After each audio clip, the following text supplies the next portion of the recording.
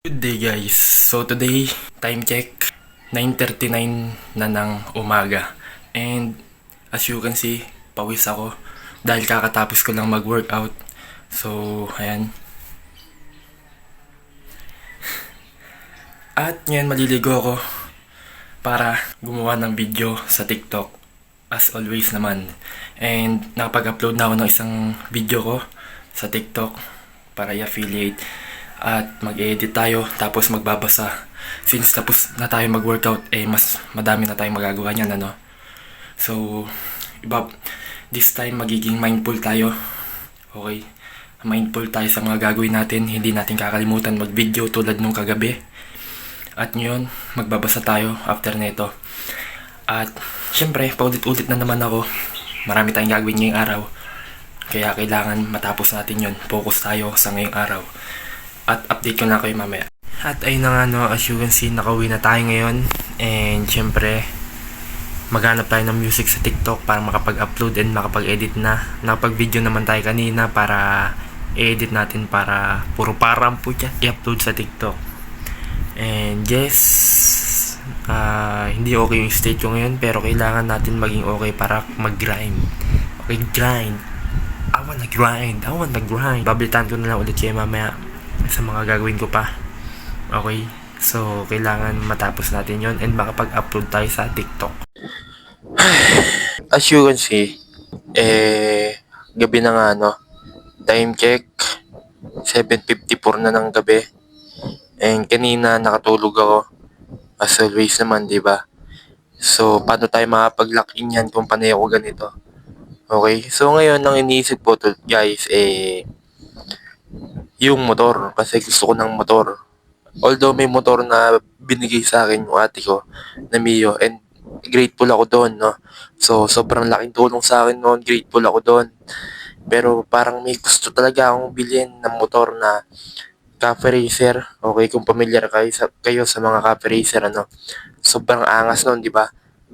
And yun na nga, yun naman honestly, hindi ko pa nasusulat yung goal ko kahit sinabi ko nung mga unang video isusulat yung goal ko bago magtapos yung 2024. So, as of now, 2025 na nga, January 15. Ay, 14 pa. Basta yun. So, January na. Pero di ko pa rin nasusulat.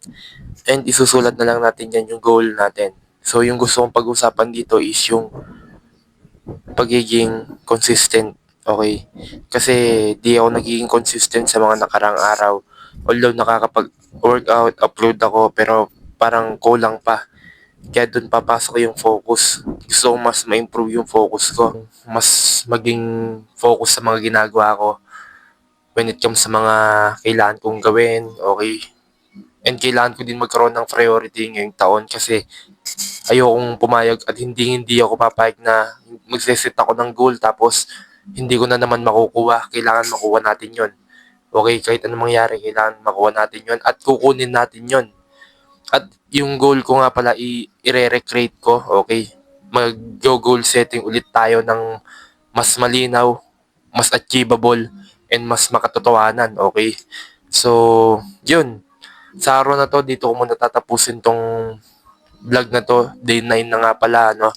So, sa mga nakakapanood nito, Pinoy ka man o hindi, maraming salamat kasi ibig sabihin, interesado ka sa kung ano yung ginagawa ko, ano. Kung hindi man, maybe kumukuha ka ng idea kung paano ko ginagawa yung mga bagay-bagay o kung paano ini-improve ng tao yung sarili niya.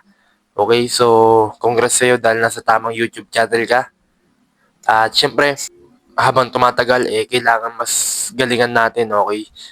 Mas i-improve natin yung edit ko. Guys, makakuha lang ako ng cellphone na malaki lang storage. Putya palag-palag na yan, okay?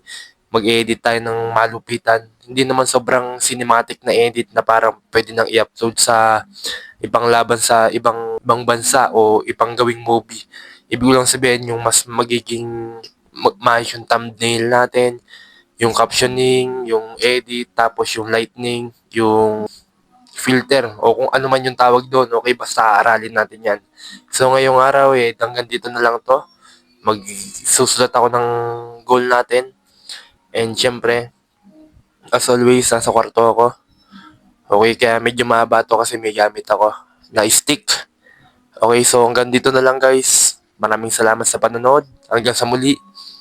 Peace out.